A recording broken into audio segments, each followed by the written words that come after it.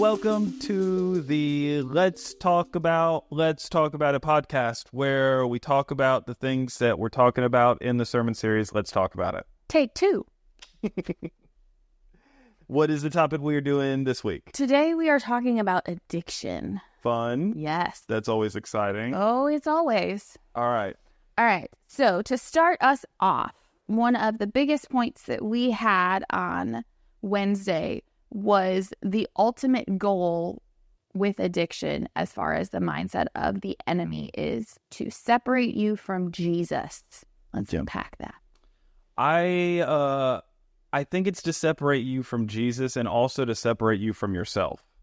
I think about it, and we'll get into the witchcraft stuff on the witchcraft one. Absolutely. But I always think of with me specifically with addiction in Harry Potter, where Voldemort breaks his soul off into different Horcruxes. Okay. And so with addiction, you end up just kind of breaking yourself apart into to where you are no longer whole. And when you're no longer whole like that, you can't be connected to Jesus. You can't be connected to other people. So it just ends up isolating you into this like fractured little gob of a shell of a person. Oh, well, yeah, that's good. And another point she brought up was that it is a false intimacy or a false relationship that you get addicted to. Well, you get, anything like that, you get addicted to like a concept. Like you can't necessarily be, like, just structurally, you can't be intimate with an idea. Mm-hmm. So whether it's video games or alcohol or drugs or sex, whatever you are addicted to, it's a construct. Like, you're not being intimate with an actual person. You're not being intimate with Jesus. You're being intimate with a projection in your imagination, and it's always a false intimacy if there's nothing on the other side reciprocating that intimacy. Oh, that's good. And a thing that was kind of pointed out in ours was that it's just drawing your attention away from the Lord, from the things you're supposed to be thinking about, to the point where you almost, not that you can't think about the Lord, but like it's the first thing you think about when you wake up, and it's the last thing you think about before you go to bed. Like, it's almost ingrained itself into your very being. I talked to you a couple months ago talking about how the enemy distracts you with lies, and that's one of the things that, like, it's not necessarily like to fracture your relationship with Jesus altogether, but it's just enough to distract you, to get you off course. And the further you go with any addiction, it's going to get you further off course. But when you just get, we all get kind of tunnel vision with different stuff, whether it's work, whether it's another person, whether it's anything, but you just kind of lose sight. And then sometimes you can shake yourself out and be like, hey, like, how did I get all the way over here when I'm supposed to be headed this way? And it's just, addiction really takes you off course, and the more locked in you are into that, the further you are from God, and the further you are from the path that God wants you walking down. Yeah. So one of the things that Pastor Nate talked about when he was speaking was that he didn't go into it wanting to do the things. He said that he did it because he wanted to belong. He wanted to feel included in a group. Where does that come into play? Is that a usual thing? Is that abnormal? I think it's pretty normal. Like, that's how most people end up getting there. That's how most people are willing to try stuff that they aren't necessarily willing to try on their own, is that they have a friend. And you can say that for good and bad things. Like, some people might not be willing to go to church, but if a friend brings them to church, like, they're willing to go because they want to be connected to that friend at first. The power of a friendship or relationship can kind of sway another person's life, good or bad. And so if that person's just we talked a little bit about it with human trafficking. Like, if somebody is just longing for connection and intimacy from somebody, like, I may not want to go just drink, But if I'm wanting to hang out with these people and they are all drinking, I will do that so I can continue to hang out with these people. A lot of times, and this was my experience with my addiction, it was never an addiction to the thing. It was always something to cover up or to enable either hiding or chasing a different feeling. So I was angry for a lot of things, and so alcohol became a supplement to the anger I was addicted to. And it would just kind of cycle through that. So in that case, if you're hanging out with friends, you're not necessarily like getting addicted to alcohol or getting addicted to weed or whatever it is. You're addicted to that validation.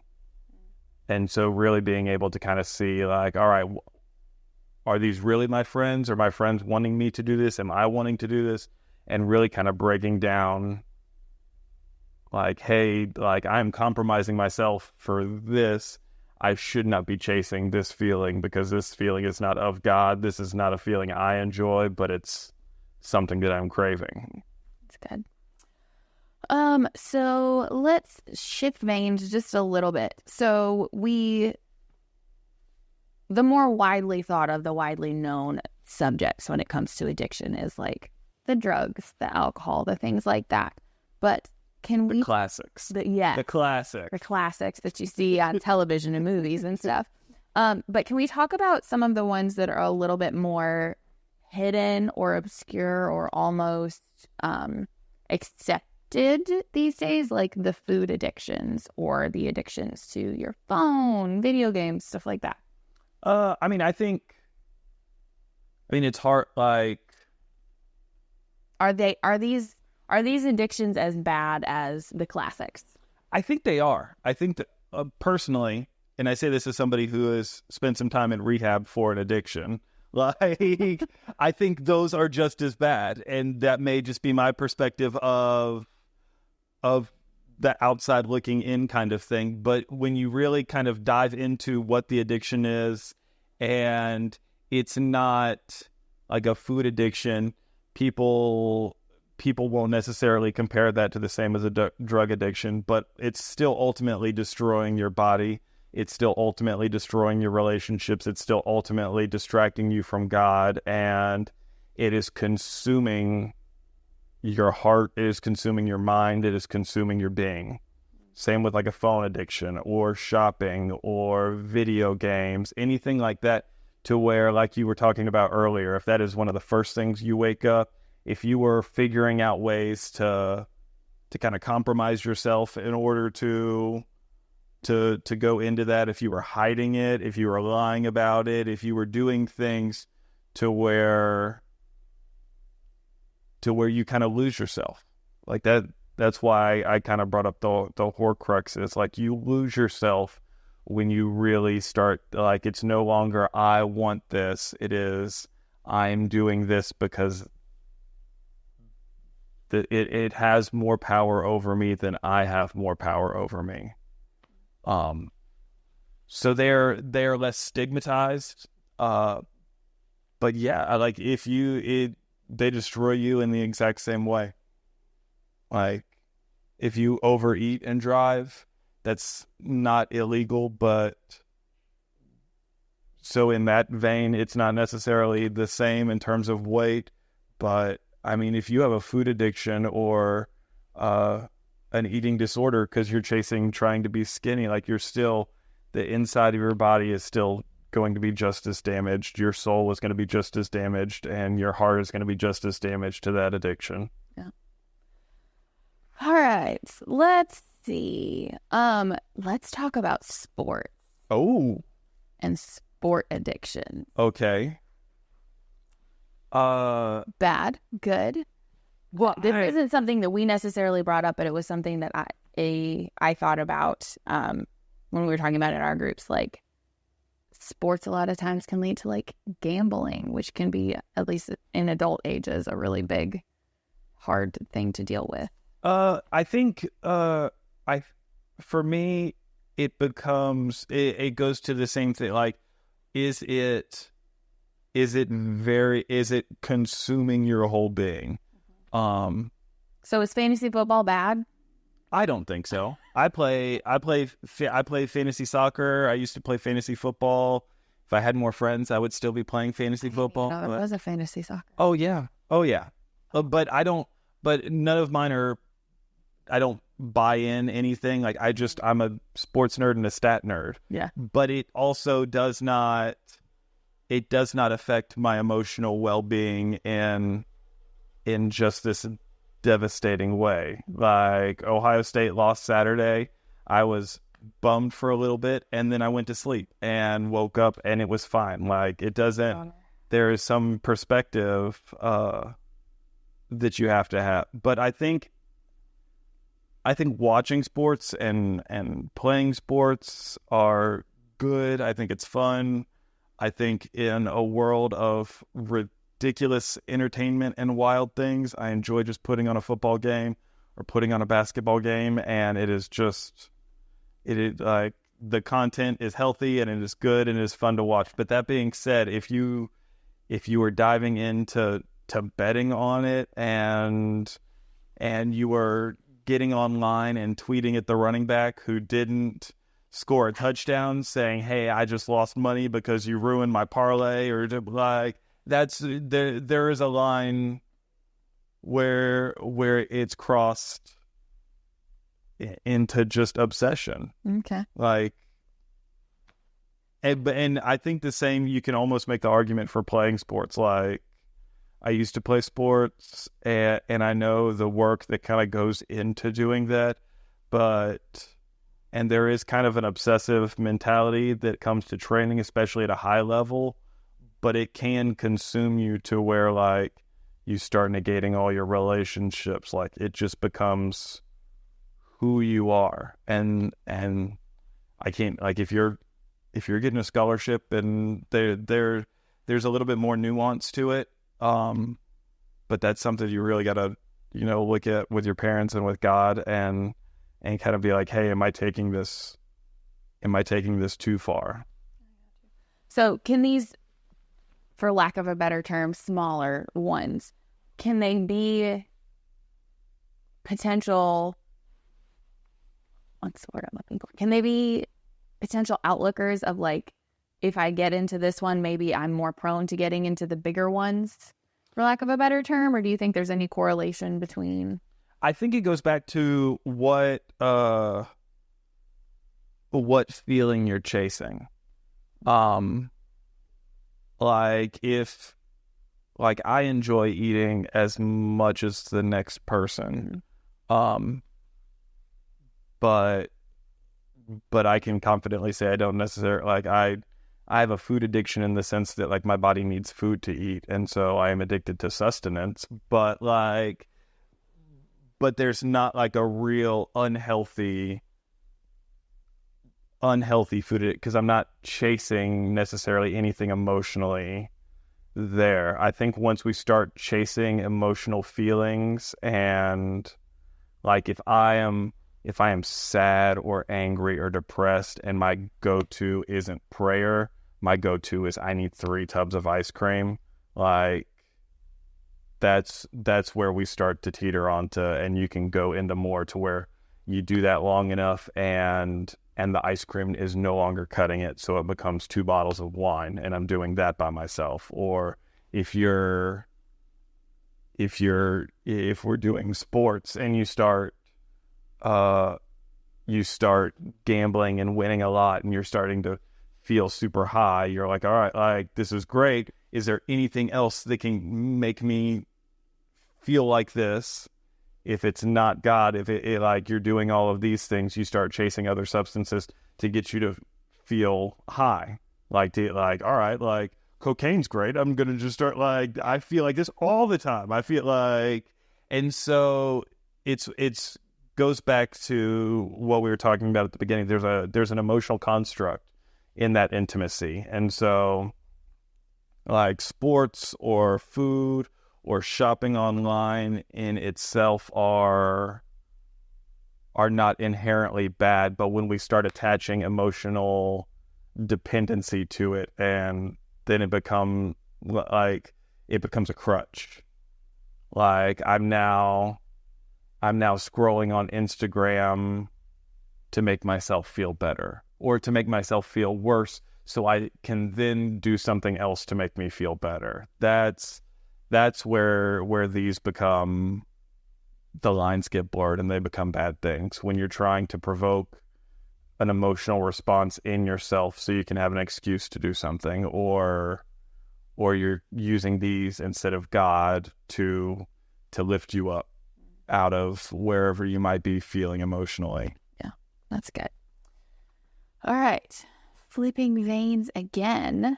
So we talked about things that you can become addicted to as far as things that you can consume.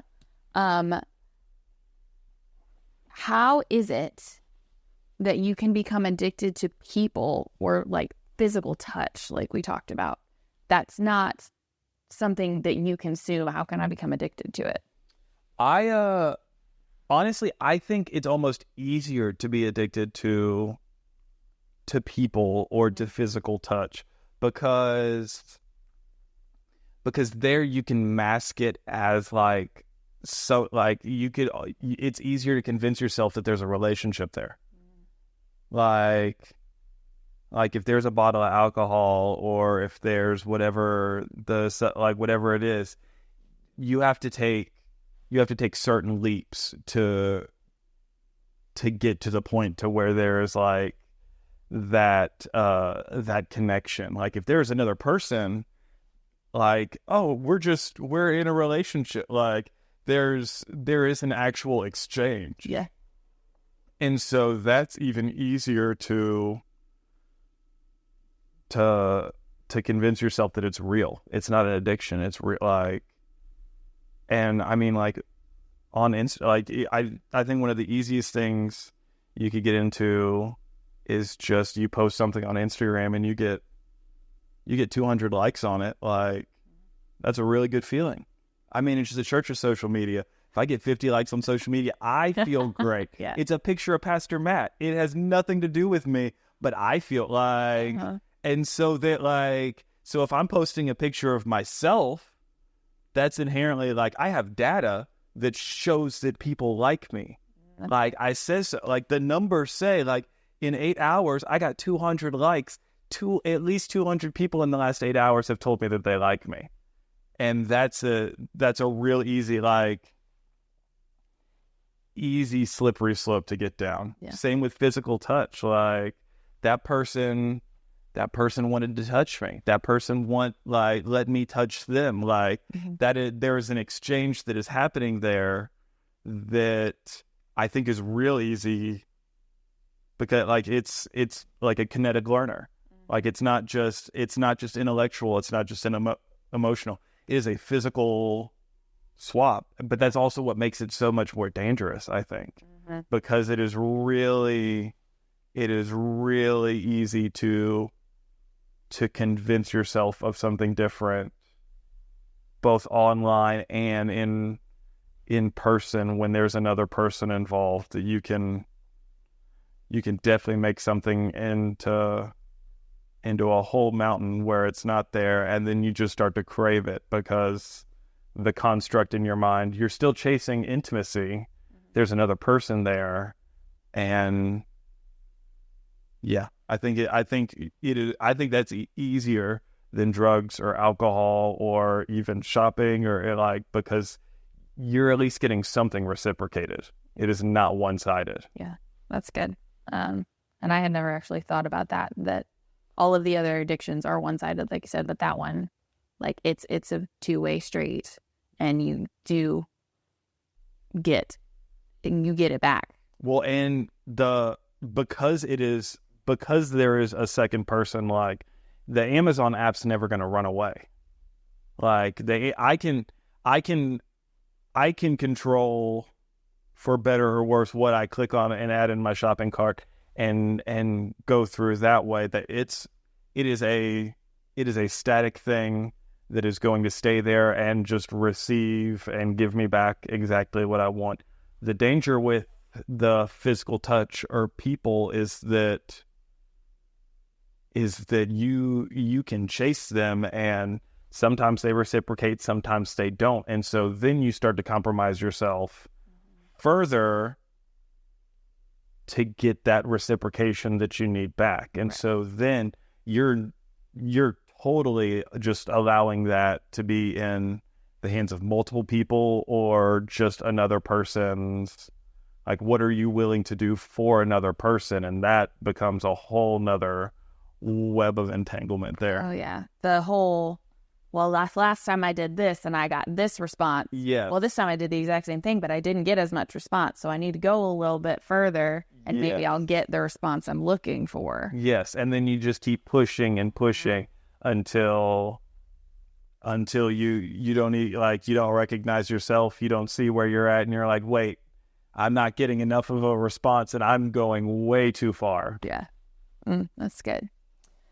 All right, so we've talked about some of the struggles. Let's talk practical. You know, I'm all about the practical and how can I not fix it, but what can I do about it? So, what do you think are some triggers, things to look for that may signify, hey, my friend is doing this thing and it's not just a thing anymore. They might need some help. I think it's going to end up, it's going to depend, it's going to be different with everyone.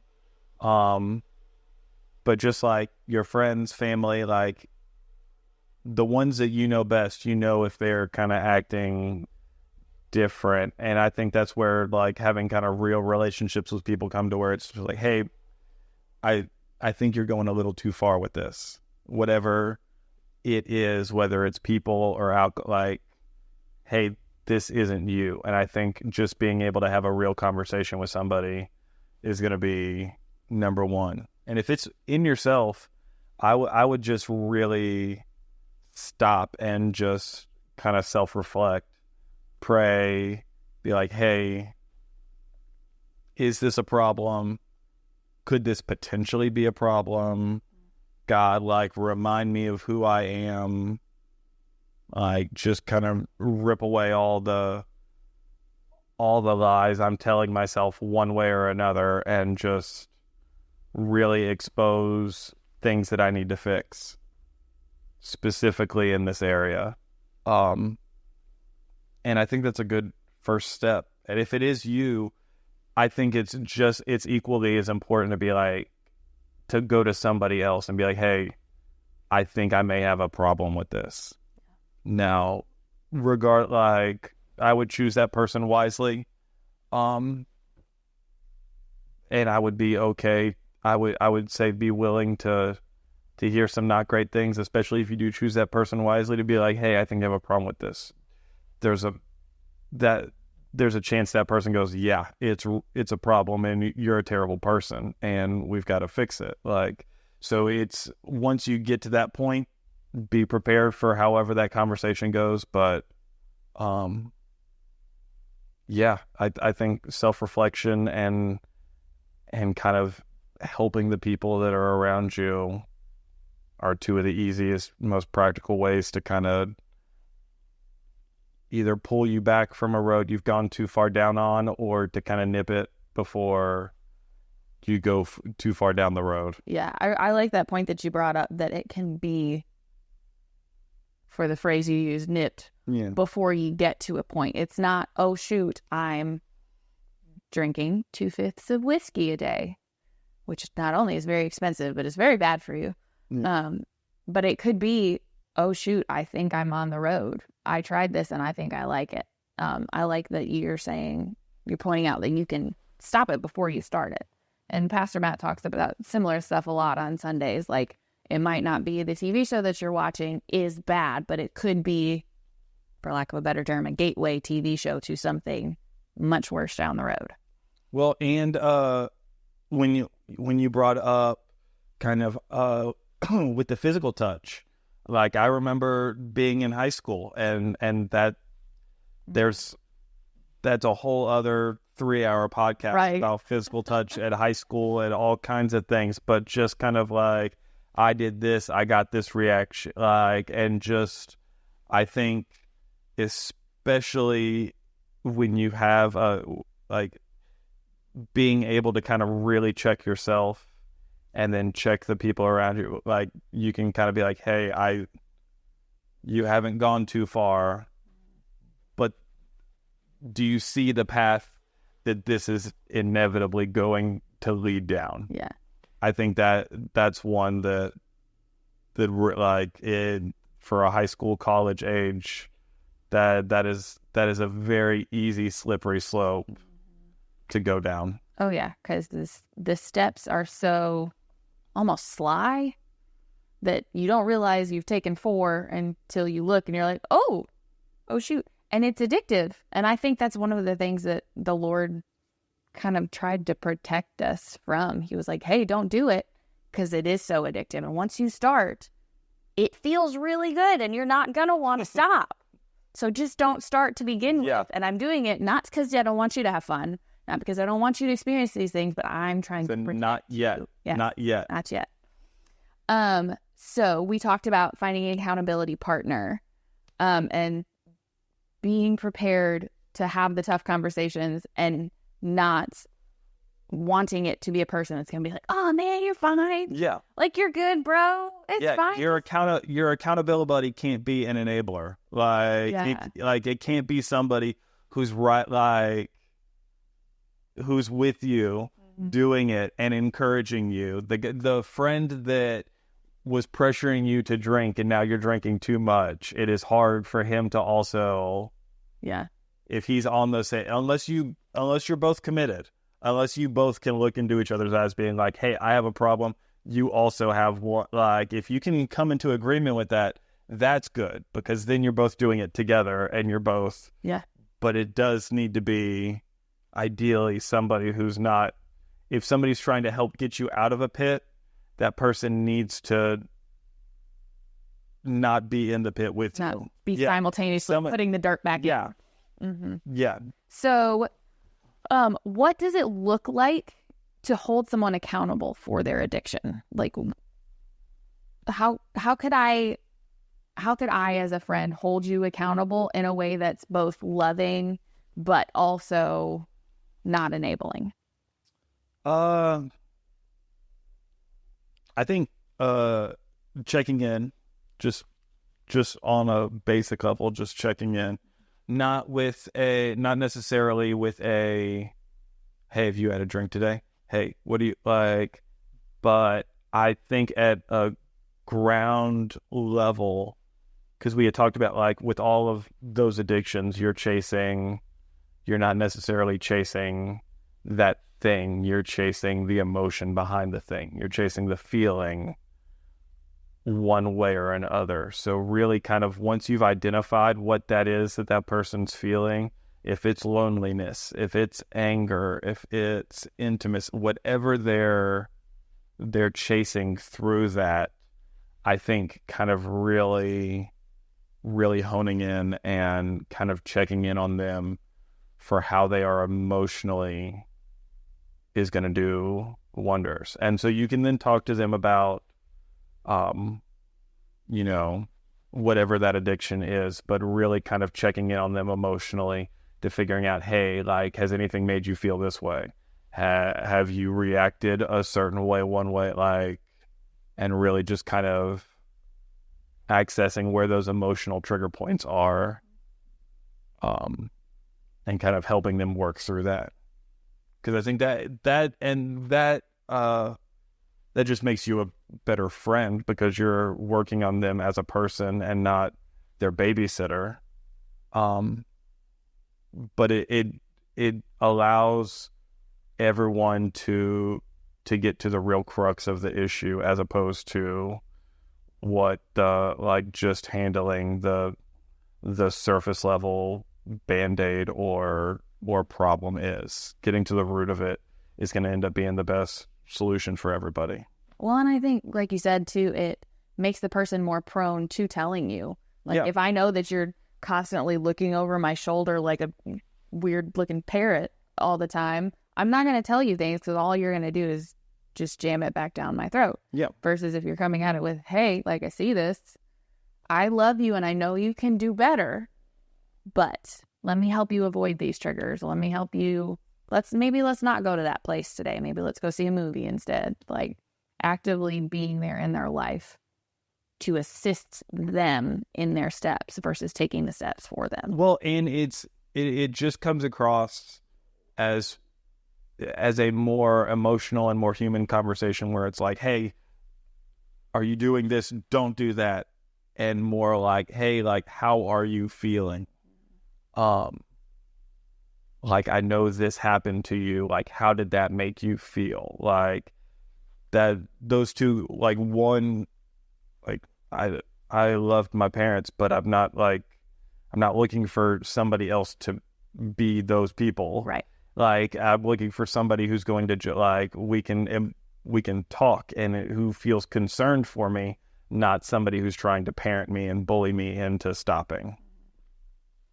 So, as kind of a way to close this out, we have identified that we have this issue, whatever it may be. We have found an awesome accountability partner who has helped us get through the difficult stage of, all right, I am acutely out of addiction. How do I keep walking forward now that I am addiction free for the most part? How can I continue? How can I avoid falling back into that? I think the biggest thing is just kind of identify, like, you've got to be confident in not just who you are, but it becomes really knowing yourself, in a way to where I'll say this. I know I love sports a ton. I have never done the FanDuel's bet, MGM, anything like this, because I know I would initially be good enough at it to where I would do it all the time. Like, so that is just something I can't even, and I just have no interest in doing that because I know the road that would go down. And so it's just kind of knowing, like, I can't go there because I know that if I go there, that would lead me down. I think hardlining yourself in a lot of different instances, and just being okay with like we've got to have rules in place for ourselves. Like, I know I can't watch this show because if I watch this show, I'm either going to text this person or I'm going to go to this site or I'm going to go watch this. Like, just knowing yourself enough. And I think a lot of times with any kind of addiction, we end up fooling ourselves so much. Yeah. Like, it's just like, I mean, can like, handle it now. I got this whole thing of Oreos and I'm just going to have 3. Mm-hmm. Like, okay. Like, you know that you have a problem. Like, this is where you're going to go. Like, we always mask it in moderation. And then it's like, oh, I slipped up. Like Pastor Matt talked about it. It's just like, no, you went down a road. Right. You followed the path you've gone down before, expecting a different outcome. You've lost this battle 3,000 times. Yeah. You were the worst battler in history. And so we end up just fooling ourselves into thinking that, like, we could just dip a toe back in. And that's like, so I think really getting with God and being like, hey, like, just please help me remember that this is a thing that I struggle with. And then really kind of having that in the forefront of your mind. No, can't do that. Why? Because I know me. Yeah. And I know me well enough to know how this goes. I've seen this story play out a ton, and just knowing how that goes is not good for me. It's not good for you. It's just, and so just being confident enough to say, no, thank you. Well, and I think too, it all wraps up in being confident enough in yourself to say, I know this isn't bad for me and I'm okay with it. Yeah. And being in that place where I think it all comes back to identity. Like, I can be in a place where I am going to miss out on this, whatever this thing is, but that's okay with me because the outcome or what comes out of that is so much worse. And I'm okay with not going out and hanging out with my friends at this part because I know that I don't need to be doing that right now. And it's also important to once you've identified what those feelings and needs that you're chasing are at the root, to also get with God and figure out ways that are healthy ways to get them fulfilled. Yeah. If those needs are being met,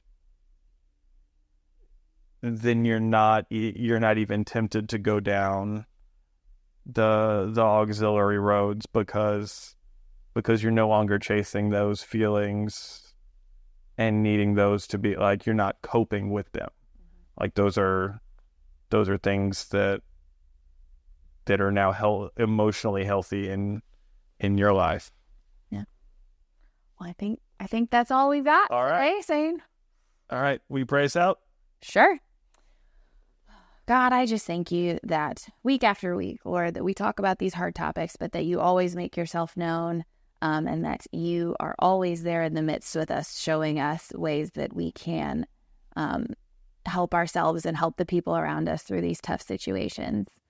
Thank you for the discussions, and we cannot wait to hear what we get to talk about this week. In Jesus' name, amen. Amen. See y'all next week.